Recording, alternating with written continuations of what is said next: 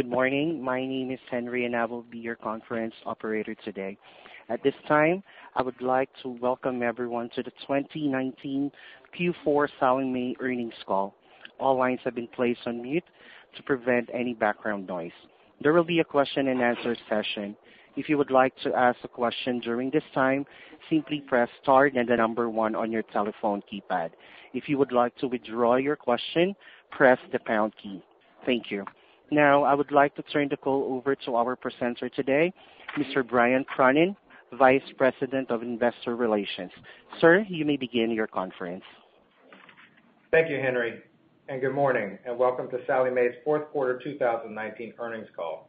With me today is Ray Quinlan, our CEO, and Steve McGarry, our CFO. After the prepared remarks, we will open up the call for questions. Before we begin, keep in mind our discussion will contain predictions, expectations, and forward-looking statements. Actual results in the future may be materially different than those discussed here. This could be due to a variety of factors. Listeners should refer to the discussion of those factors in the company's Form 10-Q and other filings with the SEC. During this conference call, we will refer to non-GAAP measures we call our core earnings. A description of core earnings, a full reconciliation to GAAP measures, and our GAAP results can be found in the earnings supplement for the quarter ended December 31st, 2019. This is posted along with the earnings press release on the investors page at SallieMae.com. Thank you. I'll now turn the call over to Ray. Thank you, Brian, and thank you all for your attention this morning. We have quite a bit of information to discuss, and I will, do a brief outline of how we plan to do that, and secondarily go through those items, after which we'll go to the Q&A session. And so our outline today will be to discuss 2019, followed by our evolution over these last 6 years, and then the evolutionary change within the focus on the franchise going forward. After that, we'll talk about a multi-year outlook for both the industry as well as for Sallie Mae, followed by capital allocation, our approach to it, the steps we've taken, what has led us to this particular point, and where we expect to go in the future. After that, we'll cover the impact of these changes, which are asset sales, repurchases, CECL, and a couple of other things, their impact on our business metrics, which will be somewhat of a discontinuity given the change in profile of the company. Talk about the franchise going forward and what our aspirations are, and then we will discuss 2020 guidance and the 3-year outlook. So turning to the first of those, which is the 2019 performance. 2019 was a very good year. Our earnings per share, as you know, $1.27, up from $1.07, 19% growth. Our volume came in at 5.6, plus 6%. Our efficiency ratio continues to improve somewhat dramatically from 41% in 18 to 34.7%. In 19, 15% improvement of rate on rate. Our charge-offs are on model, actually a little bit better than model for the last 2 years in a row, so credit is under control. Our NIM, which was 5.76, it will continue to be impacted by the increase in liquidity that we've discussed in the prior 3 quarters, and it was a good number. It would hit where we wanted it to be, but it still will decrease to a number just over 5%, 5.05, 5.10. Talk about that going forward, but that's just a reflection of additional liquidity on the balance sheet. Our expenses come in at 574, up from 557 in the prior year, plus 3%. And as you'll see in the outlook, expense control is one of our shining accomplishments these last few years. And our ROE at 20.7% remains a terrific number. Consolidations were up from 991 to 1512. An increase that is largely explained by the maturation of the portfolio, but still a worrying number which we will continue to watch carefully. It is the case also that as we looked at our customers had a very good year. It was the year we achieved the J.D. Power certification. We're the only ones in the industry that have that. It's a terrific credential for us and helps in all of our audiences, the schools, the regulators, and the customers. Customer satisfaction at 80% is an all-time high across the channels of contact with them. We've introduced the chat and chat box bot, and the satisfaction on that is running 92%. And we've done over 500,000 transactions, and so that's a terrific improvement in the course of this year. we have introduced the Amazon LexBot, which is now answering 40% of the questions that we receive from customers. So we are turning our interface with them to the channels and to the methods that they would prefer to interface with us on, and the satisfaction reflects the fact that that is a good meeting of the minds. Our complaints per 100,000 customers has dropped by 42% over the last 4 years, almost in half, and once again reflects the items above: the high satisfaction, the improvement in servicing, and of course the resolution on first talk or first conversation, which people are all looking for. Our credit quality continues to be flat, which is at a very good level, 747 FICOs, co-signers at 90%. So with that as a backdrop, let's talk about, the life cycle of the company. Our story continues. We had our launch and establishment in 2014 and 15. We had rapid growth, as those of you who followed us for several years know, in 16, 17, and 18, filling up our inventory to match our acquisition engine. We had a normalizing of profile in 2019, including capital return. And as we go forward, 2020 and beyond, we will now turn to realizing the full potential of our franchise in the market with customers and with investors. We have a terrific opportunity in front of us, and we'll talk about that more as we move along. In regard to our focus, we have an evolutionary change. We're suspending personal loan originations. We have about $1 billion in our portfolio. We accomplished what we wanted to there, which was to successfully introduce a second product with the opportunity for revenue increases. We're watching that portfolio. We have no intention of getting back into that market at the moment, but it remains an asset that we can use selectively going forward if conditions warrant it. Credit card, on the other hand, continues its flight pattern. We will continue to invest in credit card, and in 2020, it will be a 5 cents per share investment. I'll talk about that as we go to look forward. And we will be concentrating on additional services for families and students as we approach the next level of our franchise, which is to improve the core, helping people out with scholarships, college search, tutoring, paying for college, and their next step in life as they go to attain employment. The need for higher education is high, will continue, it will expand, and it will evolve. And there'll be factors involved that include the original traditional schools, distance learning, international, boot camps, certification, additional credentializing, and importantly, lifelong learning. And so our outlook is that regardless of who gets elected in the United States in the election, we have a bright future with this particular audience and our way of approaching it. We expect the market growth to be between 5 and 10%, 5, 6, 7. We're monitoring that now. We have some guidance on it, but it's subject to additional analysis. We expect our revenue to track consistent with that and our income to be slightly better than our revenue growth. And so the need for education is pro-GDP, as in it grows faster than GDP, and will continue to do that for the next 2 decades based upon the analysis that we have. Capital allocation. Phase 1, as you know, which was 14, 15, 16, 17, 18, no capital return, no dividends as we grew the company. In 2019, we started our capital program with 2 factors. One, establishing a dividend, which we believe should continue in perpetuity. It was at 12 cents per share, and we at that time identified $200 million as a buyback. We caveated that we were doing this as a transaction as opposed to a program, because at that time we still had a reasonable amount of uncertainty associated with CECL. And we said what we would do is come back in a year when CECL was known and then reset our expectations for both the company as well as for capital allocation. Well, now as we speak, CECL is in place. We've done all the analysis associated with it. We've had outside vendors such as PwC and EY look at our calculations. The regulators have gone through every step with us. And so we think that's known territory taken into account in our projections. And so we expect CECL to be non-volatile. We will continue to increase our dividend. Our intention is to increase that associated with the growth in EPS.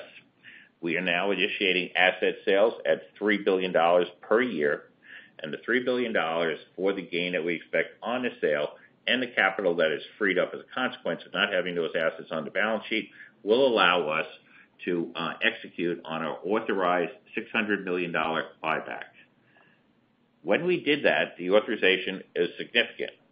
And while the price has changed quite a bit in the last 24 hours, at that time, just to put it in perspective, $600 million buyback was against a $3.6 billion market cap. That would be a 17% buyback at that time for the total company. We expect the allocation and the buybacks and the sales to continue for the next 3 years, 20, 21, and 22. Our equity, we believe, to be significantly undervalued. We have had it evaluated by several top firms, and as long as the equity is undervalued and the assets are fairly valued, because the assets are extremely high quality, we will continue to exercise our discretion in buying that stock until such time as the valuation approaches what we believe it should be. And so this will be an ongoing program. And if we look at the capital returns that we had from last year, the 2019 numbers with the dividend plus the buyback of $200, and we go forward with these guidance that we have given to the entire investment community over the course of 4 years, in 2019, 20, 21, and 22, the entire capital return will be approximately $1.9 billion, roughly half of our market cap. We expect our asset sales to be completed during the first quarter, and we expect 80% of the buybacks to occur during the first quarter, with 20% spread out through the rest of the year. When we do these changes, which are now asset sales, buyback, CECL, and the liquidity increase that I mentioned earlier, there will be a significant impact on key business metrics. The EPS will be distorted. The nature of CECL, which is to allocate life of loan losses to the loan loss reserve upon the day that you acquire a new customer, will on an ongoing basis distort our EPS. And it's also the case that, of course, when you're selling assets, you will distort the revenue and the earnings associated with that EPS. And when you buy back stock, it will also distort the EPS. So when we give guidance, we fully expect to articulate the path from where we were to where we are, but there will be significant changes in the level as well as the pathing going forward. Those 4 items, CECL, asset sales, share repurchases, and increased liquidity, has to be taken into account in every income statement metric as well as every balance sheet metric. The ROEs will be affected. Of course, CECL lowers ROEs, and the ROE is heavily impacted by asset sales. The efficiency ratio will be on a new trend line associated with the change in the profile of the business. The NIM, as I mentioned earlier, will continue to trend on down from numbers that were in the 580s to numbers that are 505, 510, and the outlook will be given year by year, and the discretionary impact of the asset sales will be taken into account. And so we expect to spend a significant amount of time with all of our key audiences, the investors, the analysts, and prospects going forward, because there's a lot to digest, and we want to make sure that we are all on the same page. As we think about the franchise going forward, we will attempt to be the premier brand for college and continuing education, helping families and students build prosperous futures by providing access, planning outcomes, and helping them responsibly fund their futures. We will help them with their key decisions, especially the students, but the parents are close partners on this. What do I want to study? Where do I want to go for it? What do I want to be when the program is complete? How will I pay for it? Can I get help in getting to graduation with tutoring and other support services? And how do I continue to improve my skills over the rest of my life? We will have partners in this. We're not going to build these capabilities by ourselves. There are several very attractive partners. We're in the middle of negotiating with them now, and we will expect this to be a multi-year evolution, changing from a narrow funder of education loans, once people have made those decisions, to hopefully be a partner with families and students as they evaluate their future, make decisions, and then execute them in order to have a more prosperous future. We have a unique opportunity, and it's in a vital sector, and the whole sector, including ourselves, have a very promising future. We would like to be the go-to resource for education. So with that in mind, key takeaways for today are 19 was a great year. We continue to evolve the franchise. You are seeing, which is the discontinuance of the personal loan originations, as well as credit card growth. Expense management over the course of 3 years is up about 1.5% compounded. EPS in 19 was up 19%. My mistake. The capital return program is rational.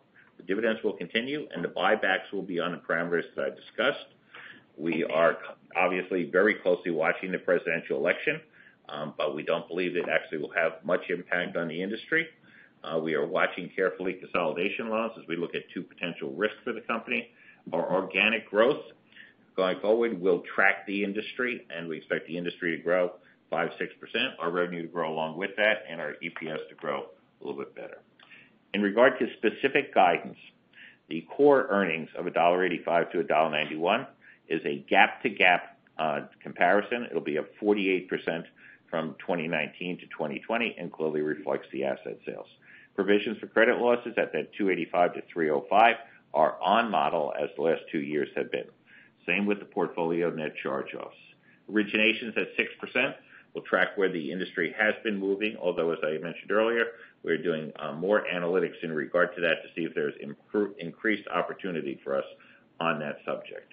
As I mentioned, expense management over the course of what will be now 3 years, growing at 1.5%, has greatly helped our profitability, efficiency ratios, and returns. Loan sales of $3 billion will continue. On the 3-year horizon, we expect the 6% growth to continue. We expect the loan sales to continue at $3 billion. We expect the balance sheet to be flat at $32 billion, and the EPS will jump up on that 48%, and then, as we said in the guidance, proceed after that with mid-single digits, and that's a number that is tentatively out there. We'll talk about it a lot, I'm sure, over the next year or so, and we expect the capital return to continue as long as market conditions are as I described, but the dividend, we believe, is now just a baked-in part of the franchise. So with that information run by, I just want to thank you for your attention, and then let's turn to Q&A if that's all right, Brian.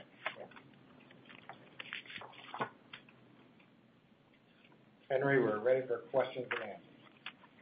At this time, I would like to remind everyone, in order to ask a question, press star then the number 1 on your telephone keypad.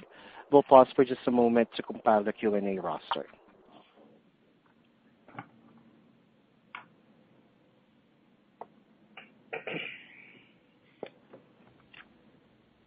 Your first question comes from Moshe Orenbuch.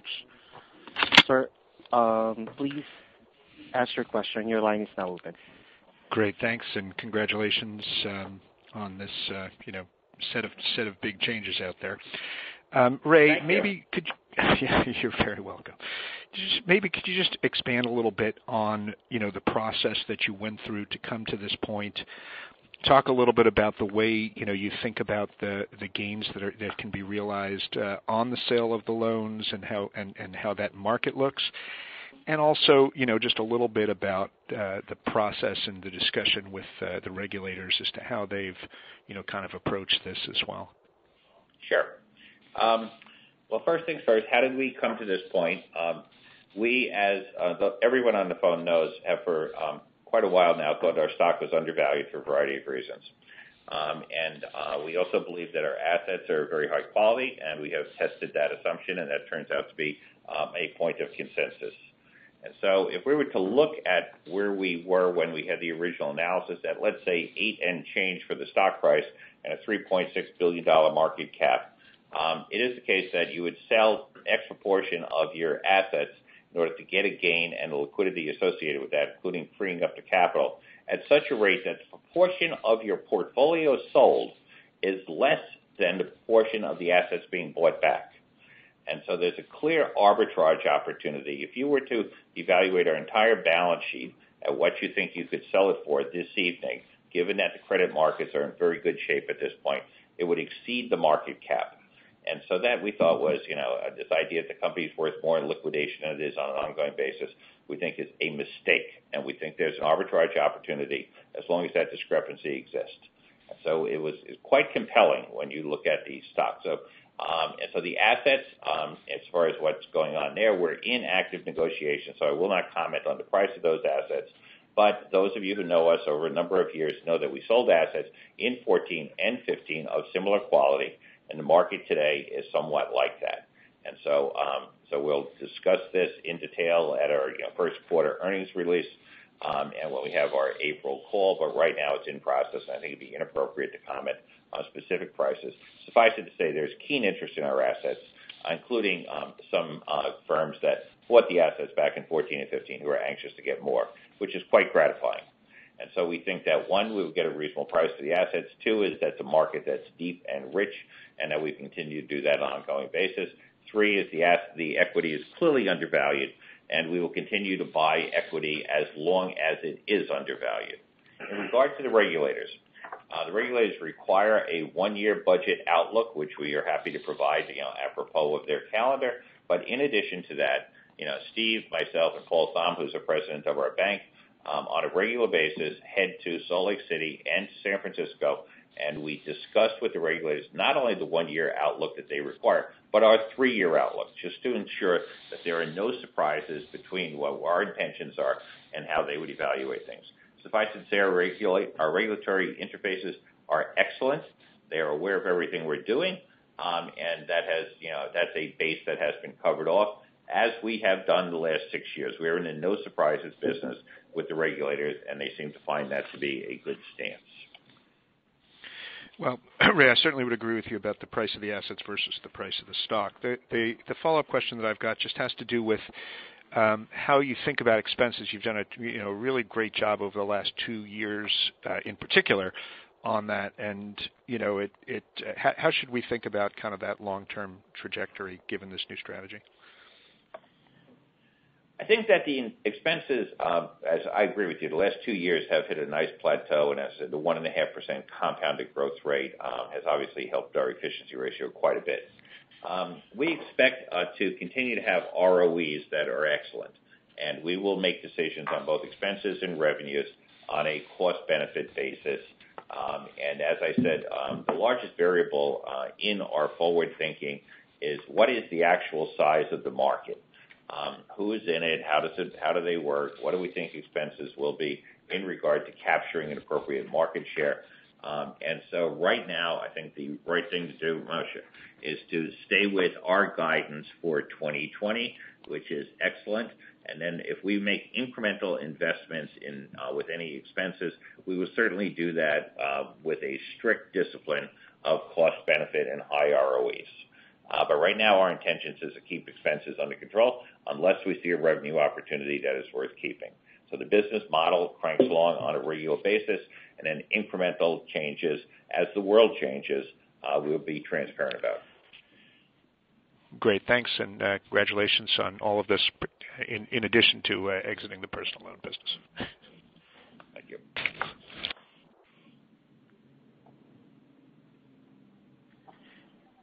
Your next question comes from Sanjay Sakhrani of KBW. Your line is now open. Thanks. Good morning. I guess maybe just to follow up on that first line of questioning, could you maybe, Ray, talk about the parameters under which the arbitrage works? So at what share price doesn't it work? At what gain on sale amount doesn't it work?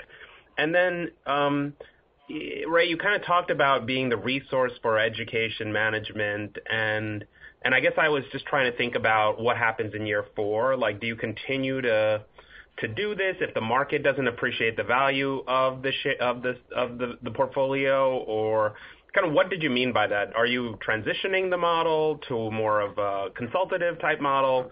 And maybe you could just start there, please.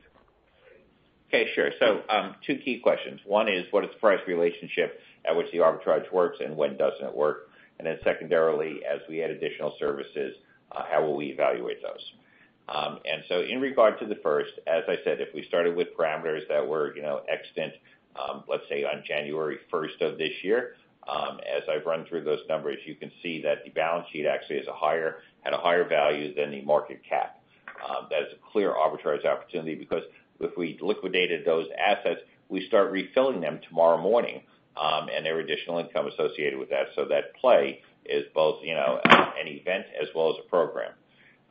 So far as the relationship between a markup on the assets versus the stock price, the asset markups have been much less volatile than the equity prices. And so it's easier sometimes to think on these things. Freeze one price, watch the other one fluctuate. At what level would the fluctuating price no longer be of value? We're not giving out a number on that. We have had people estimate what it is. I don't think anyone on the phone would be surprised that it certainly is a number that is significantly higher than 8. So as we move along on this, one is that equity price may change, but 2 is we will continue to go do this until such time as we meet a number. We've had estimates, and you all have estimated the value of the stock anywhere between $10 and $16 or so. We think that captures the range, and we expect the franchise to improve over time. And so the asset pricing we think is relatively non-volatile. The equity pricing we will continue to pursue. We think it is still undervalued, and we think it will be undervalued for quite a while, largely, I would say, because of the political environment. I think everyone can recognize that the portfolio and the franchise are being managed properly. The ROEs are excellent. The growth rate is good. Expenses are under control. Credit is not a risk, and has not been a risk, although it's always worth monitoring. And so the franchise looks good. Why is the stock price down? The answer we get frequently is politics. We don't believe that politics will have an adverse impact on us regardless of who gets elected. And so we will continue to buy the equity until we think it's appropriately valued. And then just in terms of year 4, is there a commitment to sort of go back to the way things were done, or is that up for debate? Everything that we do is subject to evaluation on an ongoing basis. And so we've talked with many, many students, colleges, families. When you approach the issue of educating the next generation, what are the problems that you run across? What do you worry about? Where do you go for solutions? And how do you feel after that transaction has been done? And those are the needs that they have. We are trying to be responsive to that. We believe that no one has captured the share of mind associated with, gee, I have 2 children. They're going to be going to college over the next 2 years. How do I come up to speed on this? We think that FAFSA, financial aid in general, the school pricing are all murky to most people. It's a transaction that they engage in about once every 25 years, once when they were students typically, and then 25 years later when the family has matured. There's no doubt there is a significant need out there for helping people make these decisions. Indeed, funding the college, executing that, getting the students through college, the tutoring, as you know, is a help in that, and then beyond that, they have to get a job at some point. So we believe that 1 is those needs are out there. 2 is we think we have a reasonable chance of responding to them. 3 is that we will do that on a cost-benefit basis, but we will proceed down that path, and we will do it, as I said, with a network of partners who have excellent capabilities. What we're attempting to do is bring them together in a place that has sufficient gravitas that people will naturally want to go there. Okay, fair enough. And then just one final question. On the personal loan portfolio, you mentioned you'd use it selectively potentially. So should we expect at some point you'd consider a sale if the price is right, or sort of how should we think about that portfolio? Thanks. I don't think we'll sell that portfolio. And we will just watch it, learn from it. We have no plans to originate new accounts in the future. If any of that were to change, we would certainly let you know. That is not in our plan. Okay, thanks.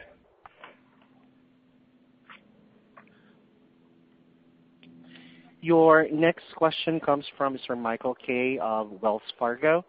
Sir, your line is now open. Hi, what's the fair way to think about the impact of the loan sales on your provision expense guidance? It came in lower than I was thinking.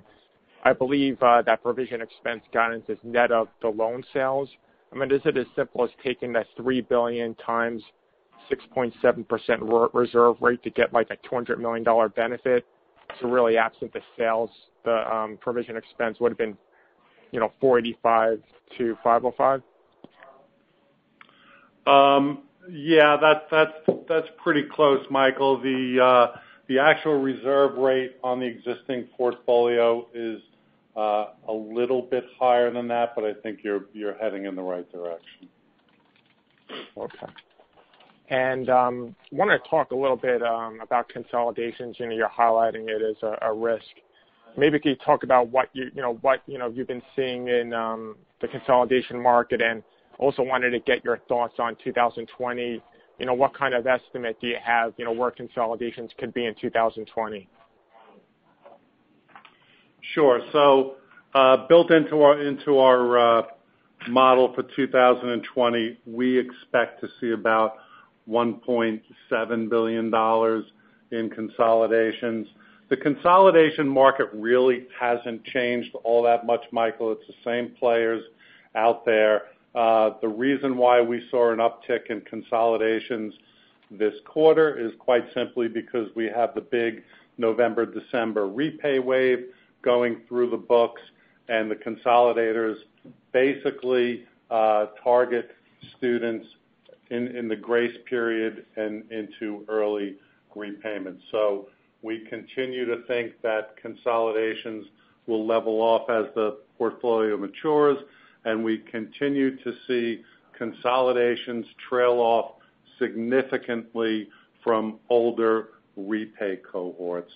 And of course, I would be remiss if I didn't add that we expect that the people that do consolidate are the high earners in our portfolio, and one way or another, whether they consolidate or prepay a year from now as they start earning bonuses, that these loans will have a much shorter average life with or without consolidators than the balance of our portfolio.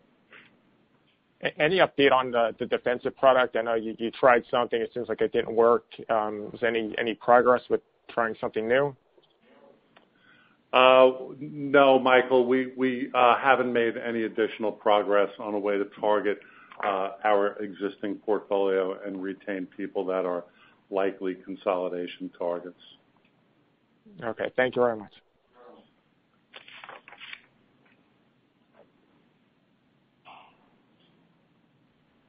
Your next question comes from Terry Ma of Barclays. Your line's now open.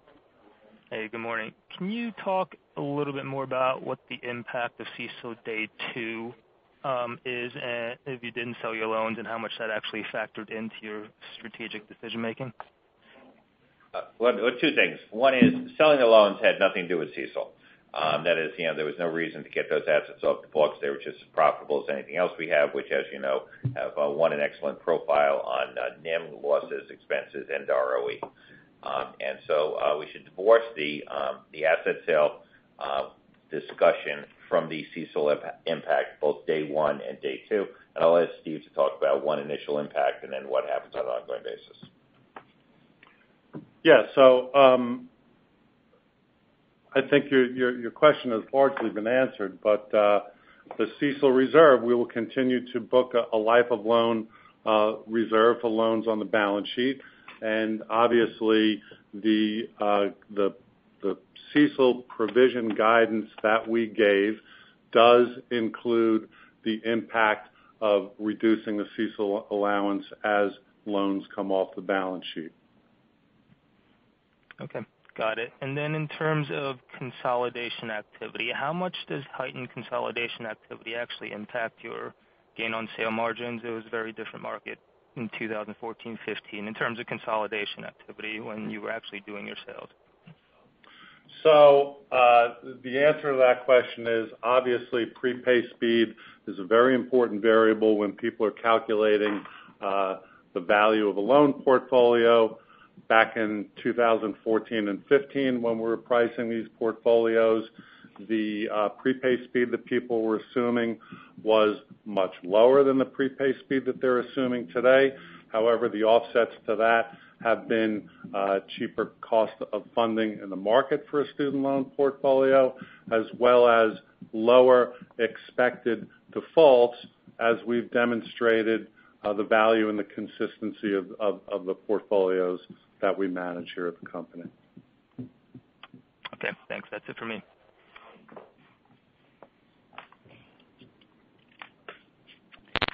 Your next question comes from Rick Shane of J.P. Morgan. Please go ahead. Thanks, guys, for taking my questions this morning. First of all, when you sell loans, are you intending to sell them servicing retained or servicing released? Rick, you have an awful connection. We got a lot of static as you asked that question. You want to try that again? We literally could not decipher your question. Oh, okay. Can you hear me a little bit better?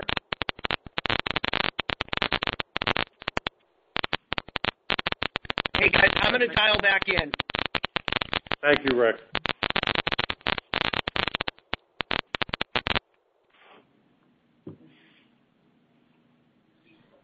Your next question comes from Mr. Henry Coffey of Wedbush. Please go ahead, sir. Good morning, and let me add my congratulations to the whole equation. It's been tough, and you've been delivering consistently, and now you're amping that up. So thank you very much.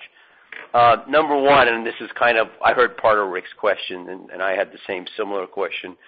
In terms of selling the loans, are they going to investor parties where you then sell the loans on a servicing retained basis, or are they likely to go to other banks or other institutions that are active in the student loan business, such as Discover and Wells Fargo and Regions and PNC and the like? No. What are your thoughts there?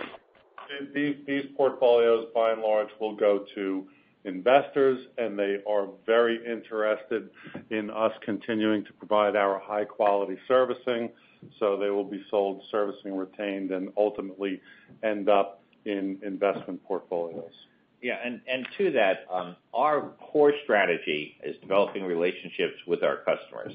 And so we will always retain and service all of our customers, as that is the core piece of what we're doing. The franchise is being supported by the financial calculations and activities that we're taking, but the customer relationship is the most important item in our entire venue here. So we would not sell that servicing released. Now, two more questions. One related to exactly that.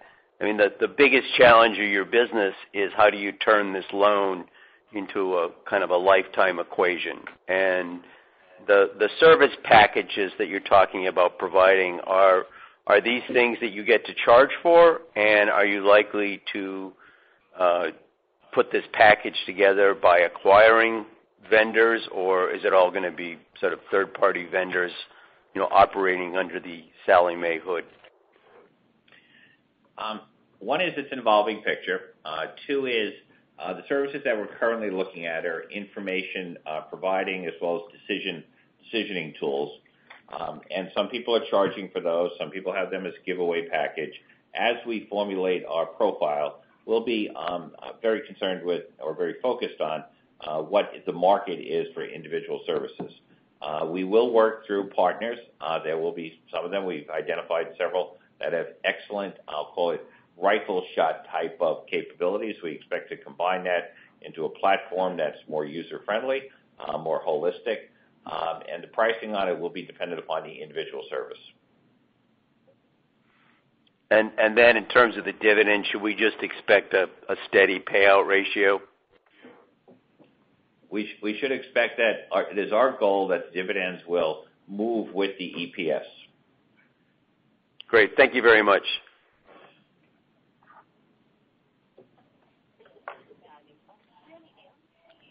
Your next question comes from Melissa Widow of J.P. Morgan.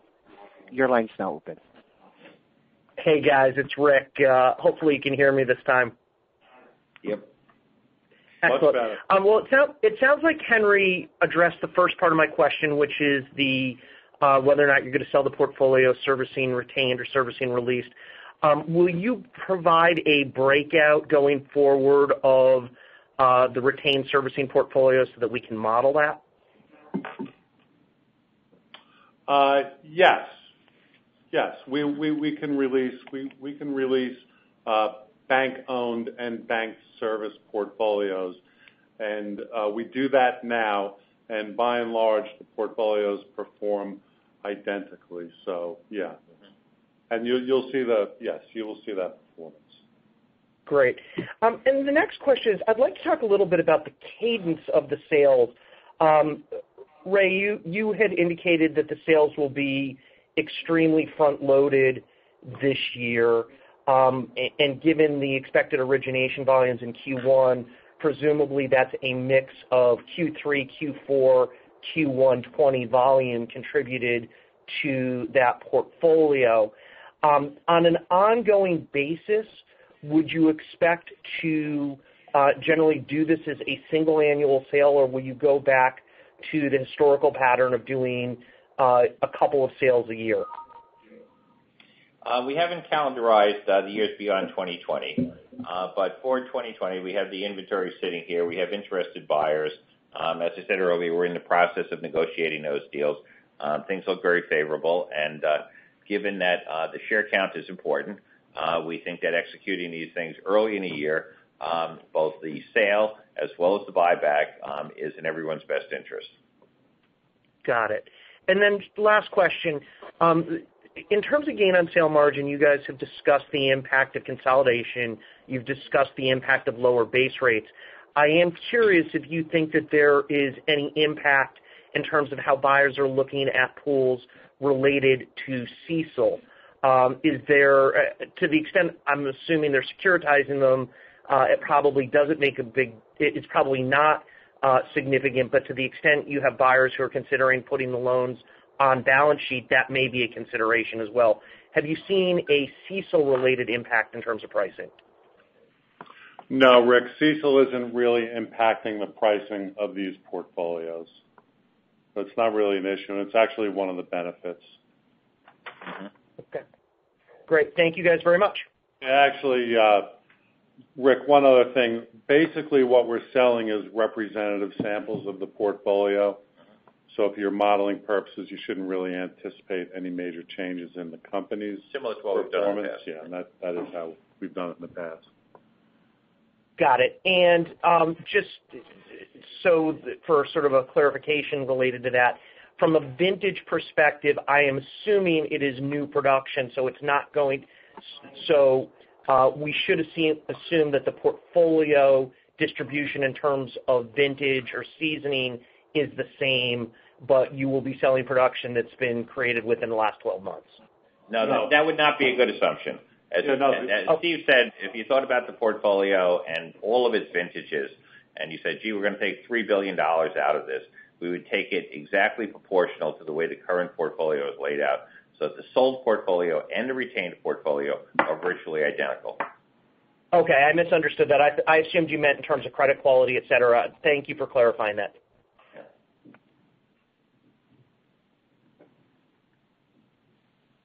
Your next question comes from Aaron Sinanovic of Citi. Your line's now open. Thanks. I appreciate the provision and the charge-off guidance for the year. I guess this follows a little bit on the last question. If you're selling proportionate of the entire portfolio, does your NCO rates change at all from these sales? Look, they shouldn't change dramatically. I mean, it is customary, if you want to really get into the nitty-gritty, to not sell 30-plus day delinquencies, so there might be a slight tick up in defaults, but we are not looking at this as having an impact on the portfolio whatsoever. Okay. And then secondarily, I think, Ray, you mentioned that you were looking to make the loan sales hopefully early part of the year, and I thought you had said something about doing share buybacks early part of the year. Do you expect to do an accelerated buyback program, or would it be throughout the entire year? We're looking at the exact execution on the buybacks right now. The goal is to get the shares bought as soon as possible, given, as we all know, the EPS is based upon the average number of shares outstanding per day through the year. And so we're attempting at this juncture to sell the assets completely by 3/31 and to do 80% of the share buyback by 3/31. And then we'll do the remaining 20% as quickly as we can thereafter, but it'll probably dribble on for 6 months or so. Okay. And then just lastly, what's the portion of capital that you expect to free up from the loan sales? Is it 12%? 11.5%. Yeah, 12% is good enough for modeling, but 11.5%. Okay. All right. Thank you.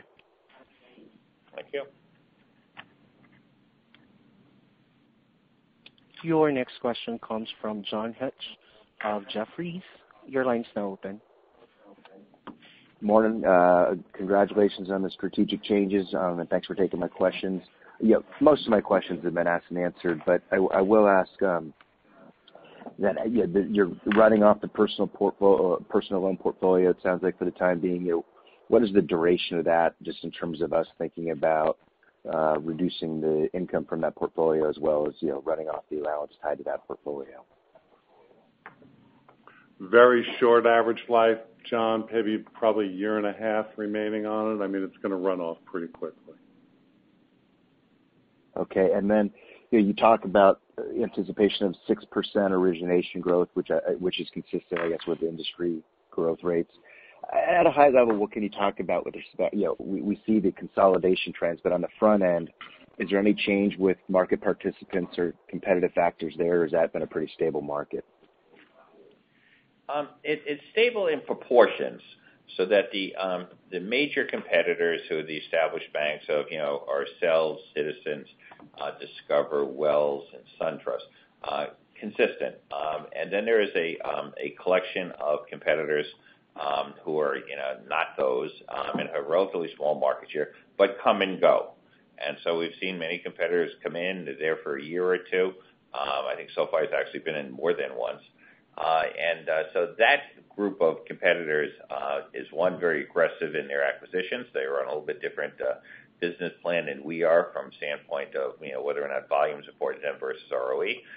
But they have tended to come and go, and so we're monitoring them carefully. It's probably a dozen or so smaller competitors, and they do change. The top group has not changed at all in the course of 7 years. Great. Thank you guys very much. Your next question comes from Dominic Gabriel of Oppenheimer. Your line's now open. Hi, thanks so much for taking my questions. Can we just go through the walk of where the other earning asset portfolio would likely be, so the non-loan earning assets, and how they trend throughout, say, 2020 in particular? Do you expect to keep them at sort of this higher level, or do you expect the fluctuation like you see where you kind of raise cash depending on where this portfolio moves around with the originations? And then how does that mix overall affect your NIM going forward? It came down a little bit as you kind of expected in the fourth quarter. Where do you think the run rate is given some of these portfolio sales and where the other earning asset balances could be moving forward? Thanks a lot. So Dominic, as we indicated in our 3-year outlook, our balance sheet is basically going to hover around $32 billion for the next 3 years. I think you're talking about our liquidity portfolio, which has grown dramatically over the course of 2019. We've kind of reached the level of stability here. Liquidity was 18% of our ending assets in the fourth quarter. It will stay between 18 and 19% over the course of 2020 and beyond, and that is principally solely responsible for the decline in our NIM. All other things being equal, the student loan portfolio spread has been very, very stable. And there's some questions about our other consumer loan assets. So personal loan portfolio, $1 billion at the end of 2019. Other consumer loans will be down to the personal loan portion of it will be down to $200 million by the end of 2022. Okay, perfect. That's great. And then when we just think about this has kind of been touched on a bit, but when we think about the business and where the long-term vision is, it sounds like you are, still thinking about being very much focused as one would expect in student lending. But what is the kind of long-term trajectory on why we're doing this today, with obviously the very generous buybacks and where the business can look to in that year 4, 5, 6, even potentially even on the other side of a recession here, of what products you could offer these clientele? Thanks. Sure. First things first, I think the buyback is not really generous, it's prudent, and in keeping with market conditions. And so the buyback, as I said, is driven by the relative price discrepancies, the value discrepancies that we see in the market. And the asset sales are separate in the sense of their financial activity to be separated from the franchise itself. From what we can see from research and from what our customers tell us, there's a tremendous need for families to make proper decisions about improving the profiles of younger people. They worry about it a lot. It's a big expense. Things are changing around it. There's a tremendous amount of bad publicity about student borrowing in the market. People are worried about this. We think that we can provide some help to them as they make decisions. We think we can do that better than anybody else. We have a name which is logical for us to be the center of that activity. We will, offer services. We will see how people respond. We will evolve with that. We know from, as you know, prior discussions that this cohort, this demographic of college graduates and or other credentialized people who are licensed airline pilots, so those types, these are the best of the next generation. Every financial services competitor wants to have an inside track with them. We believe we can strengthen our position with them as they start their adult lives, and will give us an opportunity. We'll work our way through this on the credit card, through the decision processes that we have. We will put everything under the heading of, gee, if it works, we'll do more of it. If it doesn't work, we'll drop it. So there are no sacred cows in that particular item. We expect this to be an ongoing evolution over the course of 5 years or so. But we are responding to problems that families need to solve. They worry about, and as I said, the publicity around, if you have a student, don't get them into debt because terrible things happen, which is in the papers on a regular basis, scares parents. They want to make the right decision, and so we think we can be helpful in regard to that. We're not creating that need. We're trying to respond to it. Thanks so much. I really appreciate it.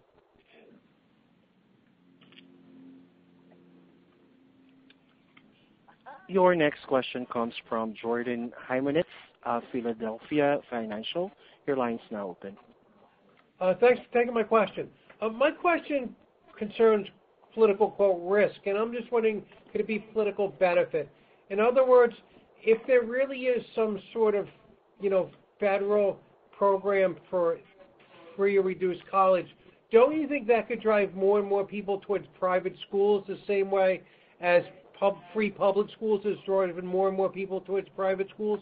And couldn't that lead to more and more demand for your products because private schools are more expensive? Yeah, it is the case that if something were to be enacted that in some ways deprecated the quality of education for public schools, it certainly would drive people to private schools. And it is the case also that if you look at all the candidates and they talk about, free college, they, as you know, mean free tuition. They typically mean free tuition in state universities. I have no reason to think that that's going to hurt the quality of the state universities. And the United States has, 2,400, colleges. It's hard to generalize about them because state universities in California are quite different than those in New York. And so I think there'll be a lot of changes here. I think the federal program, were they to somehow make it unattractive, would certainly help us. But as you can see, if you were making a bet over the last 4 years in regard to the federal program or financing by the public in general, and your bet was nothing happens, you would have won the bet. And so we'll see what happens. If it benefits us, that would be great. We're certainly not counting on that. Got it. Thank you.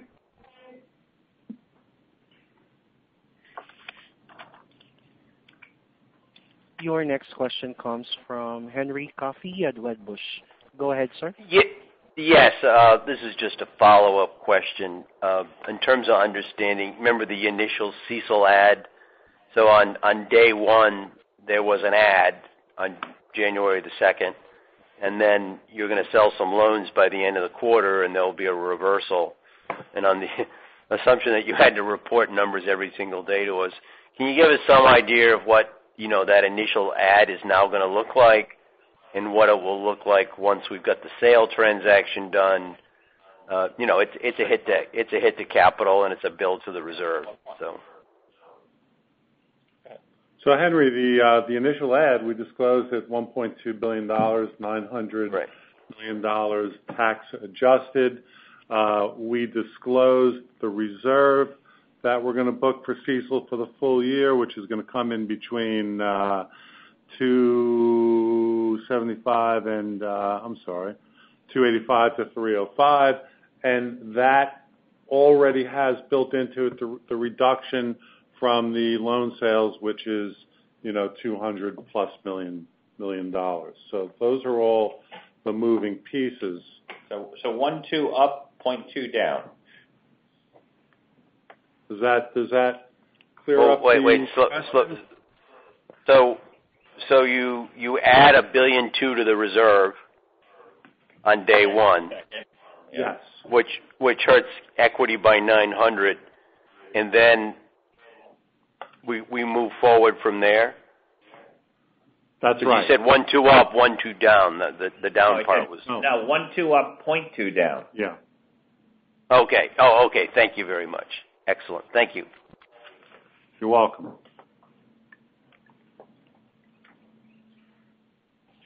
Again, if you would like to ask a question, press star then the number 1 on your telephone keypad.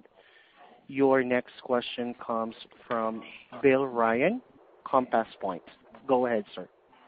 Good morning, and thanks for taking my questions. A couple of things. Just first, on the origination side, I know it's not a bellwether quarter, but if the originations were down about 2%, and you're kind of giving a 6% guide for plus 6% for 2020.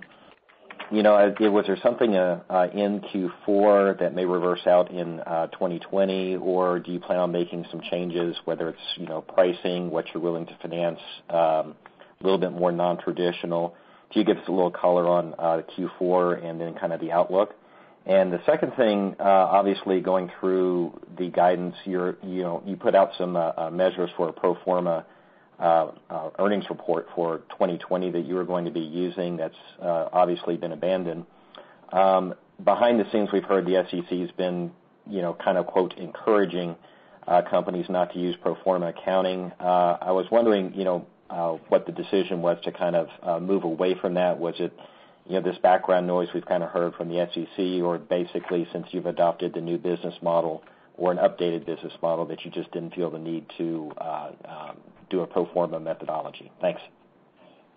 Sure. Two things. One is the originations in the fourth quarter, which were down 2%, as you note. When we get to the end of the year, how the days fall turns out to be quite important for colleges, payments, and our disbursements, which are a result of that. And so roughly $50 million, because of the way the holidays fell, didn't get posted in 2019 and will be posted. It has already been posted in 2020. And so there is that, sort of push and pull over those, couple of days. And so no money's lost or gained. It's just a question of, does it spill into 2019 or 2020? So that was, day-by-day seasonality, and it'll be different every year, as you might imagine. In regard to the forward guidance, clearly the SEC wants everyone to be on GAAP, and we will be, but we will be at pains to give our investors all the information that they need to calculate what we think would be the ongoing profitability of the company.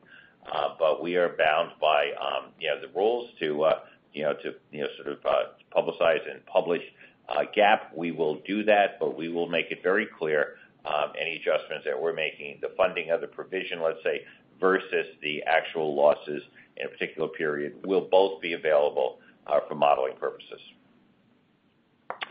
Thank you. There are no further questions at this time. Please continue, presenters.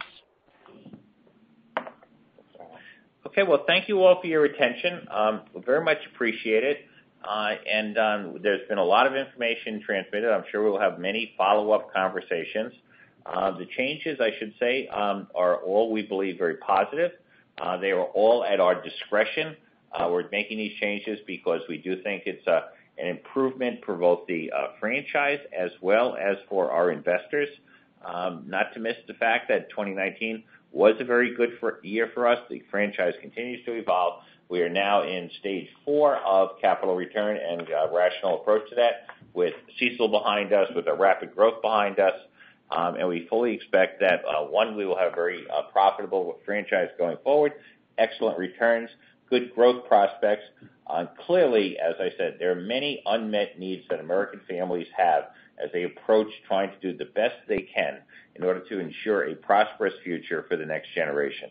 We think we're well positioned to take advantage of that. We think that entire segment of life that is improving human capital will grow faster than the GDP for the foreseeable future. We have a great opportunity in front of us. Our best days are in the future. Thank you very much. Great. Thank you, Ray.